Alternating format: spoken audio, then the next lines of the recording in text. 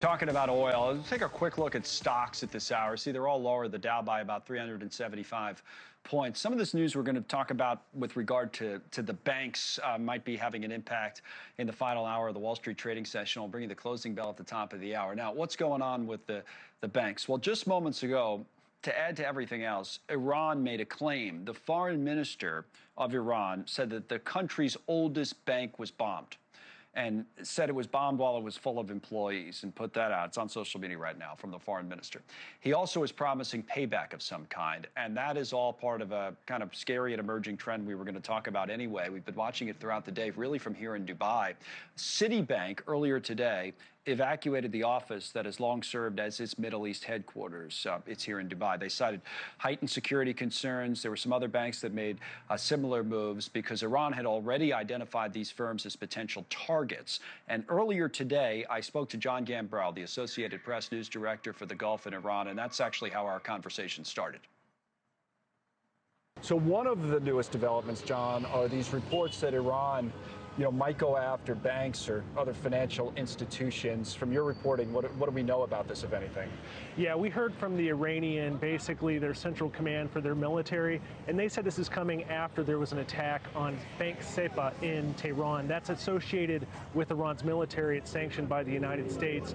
The Iranians say there was an airstrike there that killed some people that were counting late into the night. In retaliation, they want to target financial institutions, banks, and that's real problematic for the Gulf because we see a lot of international banks, hedge funds working out of Dubai in the Dubai International Financial District, which is just a short step away from here. And we also see that in Bahrain as well, a lot of financial services company, as well as in Riyadh, there's more companies moving in there. So by targeting the financial districts, that really puts more pressure on the West as they're trying to squeeze America and its allies to try to get them to stop this bombing campaign. So I was having a conversation on the air actually earlier with a military expert who was speculating that those attacks, if they happen, could be cyber in nature, but could they also be physical? I mean, what are you hearing?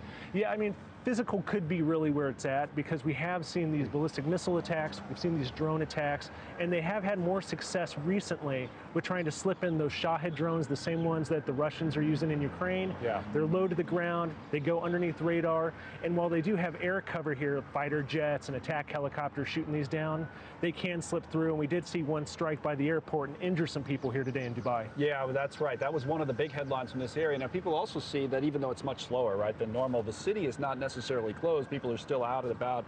When they get the alerts on their phones, then they go indoors as the government tells them to do. But I think the story's shifted also in the last 12 to 24 hours in a big way to the Strait of Hormuz. So what would you add? We've been reporting on this already, to these ships being hit by Iran, which was kind of in retaliation to all the commentary yesterday from the president and others about mines. Wait for that ambulance to go by, about mines, right, that the U.S. was going after in the Strait. Yeah, the Strait of Hormuz, 20% of all crude oil, natural gas goes through there, and it's been disrupted since the war started. The Iranians are saying they're not going to let a single liter of oil go through. Now, these mines, we did see this in the 1980s during the so-called tanker war. That was when Iran and Iraq were in this long-time war, and tankers started getting attacked.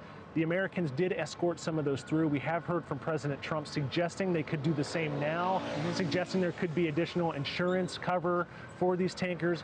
We haven't seen it yet, and the flow of these tankers is just stopped right now. Right, it's a crazy part of the story. And the other thing, John, that I'm really curious about, maybe you or your colleagues have any visibility on this, is what's going on inside of Iran. In particular, you got a new supreme leader there, reports of being injured or worse, but do we know anything, or have we been able to confirm anything? Well, we've heard basically from the son of President Pezeshkian of Iran. He said that he had heard reports as well. He had checked in with people who knew Mojtaba Khamenei, and they had said that he was okay. But the fact that even the president's son in Iran is acknowledging this suggests that he was hurt. There's a lot of thought that he was probably with his father on February 28th when the war kicked off, that Israeli airstrike that killed the supreme leader and other top military officials. Likely he was there. Thank you for watching. Subscribe below and download our NewsNation app right now on your phone, and you will get fact-based, unbiased news for all Americans.